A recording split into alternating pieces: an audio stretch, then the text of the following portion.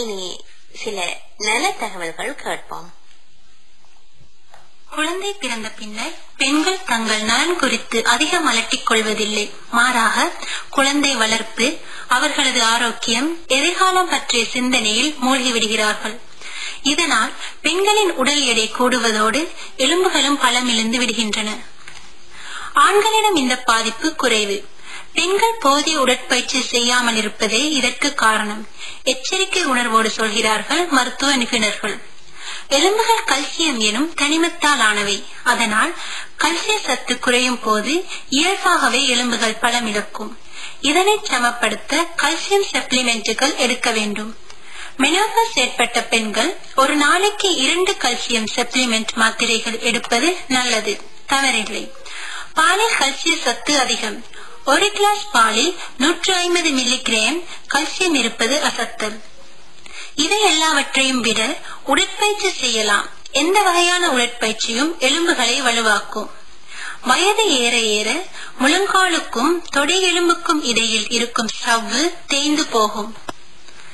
இதில் சற்று கடுமையான வகைகளும் உள்ளன. அதன் அறிகுறிகள் எளிதில் தெரியும். கடுமையான வலி வரும்.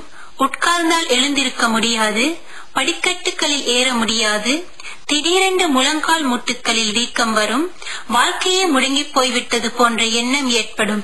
அன்னையானதும் தன்னை தியாகம் செய்து கொள்ள முன்வருவோர் தொடர்ந்தும் குடும்பத்திற்காக, பிள்ளைகளுக்காக, கணவருக்காக, இனியோருக்காக தமது சேவைகளை தொடர வேண்டுமாயின் அவர்கள் தம்மையும் கவனித்துக் கொள்ள வேண்டும். அதற்காக ஆரம்பத்திலேயே தமது உணவு பழக்க வழக்கங்களில், தமது ஆரோக்கியத்தில் கவனம் எடுக்க வேண்டும் அல்லவா? சகோதரிகளே, சிலருக்கு எப்போது பார்த்தாலும் தூக்கம், கண்கள் எப்போதும் ஒரு நித்திரை மயக்கத்திலேயே இருக்கும். சிலருக்கு தூக்கமே வராது. இன்னும் சிலர் அவற்றிற்கு இடைப்பட்டோராக இருக்கின்றார்கள். அது பற்றிய குறிப்புகளையும் கேட்போமே. போதுமான தூக்கம் இல்லாதது, போதிய அளவு தூங்கினாலும் களைப்பாகவே உணர்வது, தூக்கத்தில் நடப்பது, குரட்டை, அதிக தூக்கம் என 10 ஒருவருக்கு தூக்கம் சம்பந்தப்பட்ட ஏதேனும் ஒரு கோளாறு இருக்கிறது. தூக்கம் கூடினாலும் பிரச்சினை, குறைந்தாலும் பிரச்சினை. சாதாரண உடல் அசதியில் ஆரம்பித்து மனநலத்தையே பாதிக்கும் அளவுக்கு தூக்க பிரச்சனைகள் மோசமானவை. படபடப்பும் மன அழுத்தமும் தூக்கமின்மைக்கான பிரதான காரணங்கள். மூட்டுவலி, அஸ்மா, இதய நோய், வாயு பிரச்சினை, சிறுநீரகம், கல்லீரல், உடற்பருமன் பிரச்சினைகள் இருந்தாலும் தூக்கம் பாதிக்கலாம். தூக்கத்தில் பேசுவது, எழுந்து நடப்பது, பற்களை நரநர என்று கடிப்பது, திருடன் என்று நினைத்து பக்கத்தில் உறங்கிக் கொண்டிருப்பவர்களை அடிப்பது, இதெல்லாம் கூட தூக்க நோய்கள் தான். எத்தனை மணி நேரம் தூங்குகிறோம் என்பதை விட அது எவ்வளவு ஆழ்ந்த தூக்கம் என்பது முக்கியம். தூக்கம் இல்லாதவர்கள் மருத்துவரின் ஆலோசனைகள் இல்லாமல் மாத்திரைகள் எடுத்துக்கொள்வது ஆபத்தானது.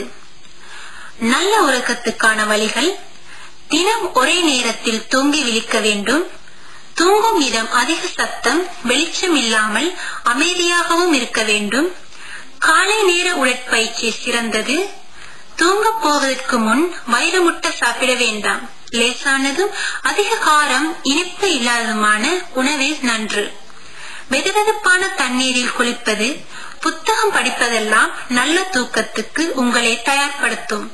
தூங்குவதற்கு 4 to 6 மணி நேரத்துக்கு முன்னால் காஃபி, டீ, சாக்லேட் எல்லாம் தவிர்க்க வேண்டும். அல்லாஹ் இரவு நேரத்தை நமக்கு ஓய்வுக்காக, நமக்கு ஒரு அருளாகவே வழங்கியுள்ளான். அதில் நாம் தூங்கும் போதே நல்ல உறக்கம் நமது உடல் ஆரோக்கியத்தை மேன்மைப்படுத்துவதுடன் உள ஆரோக்கியத்தையும் மேன்மைப்படுத்தும். இனி மற்றும் ஒரு தகவல். பக்கவாத நோய் ஏற்பட்டதும் பாதிக்கப்பட்டவரை நரம்பியல் சிறப்பு மருத்துவ வசதியுடன் கூடிய மருத்துவமனையில் அனுமதித்து தீவிர சிகிச்சை அளிக்க வேண்டும். பக்கவாத நோய் மூளைக்கு செல்லும் இரத்த குழாயில் ஏற்படும் அடைப்பு மற்றும் கசிவு ஆகியவற்றால் ஏற்படுகிறது. இந்த இரண்டையும் ஸ்கேன் செய்து தெரிந்து கொள்ள முடியும். பிறகு அந்தந்த வகைக்கேற்ப சிகிச்சை அளிக்க வேண்டும். பக்கவாத நோயானது கட்டுப்பாட்டுக்குள் இல்லாத இரத்த அழுத்தம், ஹைப்பர்டென்ஷன், நீரிழிவு, அதிகமான இரத்த கொழுப்பு, அதிக பருமன் ஆகிய முக்கிய காரணிகளால் ஏற்படுகிறது. ஆம் சோதரிகளே, நமது நலனில் நாம் அக்கறை எடுக்காத விடத்து அது பல பாரிய விளைவுகளை நமக்கு ஏற்படுத்துவதுடன் நம்மை சுற்றியுள்ளோரையும் சங்கடத்திற்கு ஆளாக்கி விடுகின்றது, அவர்களை சிரமத்திற்கு ஆளாக்கி விடுகின்றது. எனவே ஆரம்பத்திலிருந்தே நாம் நமது பிள்ளைகளுக்கும் கூட ஆரோக்கியமான வாழ்க்கை முறையை கற்றுத்தர வேண்டும்.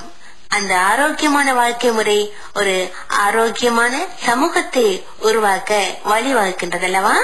இத்துடன் இன்றைய நிகழ்ச்சியை நாம் நிறைவு செய்து கொள்கின்றோம்.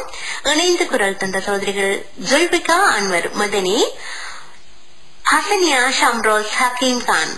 இன்ஷா அல்லாஹ் மீண்டும் சந்திக்கும் வரை தயாரிப்பாளர் MJ ஃபாத்திமா ரினோசியாவுடன் சலாம் கூறி விடைபெறுபவர் சில்மியா ஹாதி. அஸ்ஸலாமு அலைக்கும் வரஹ்மத்துல்லாஹி வபரகாத்துஹு.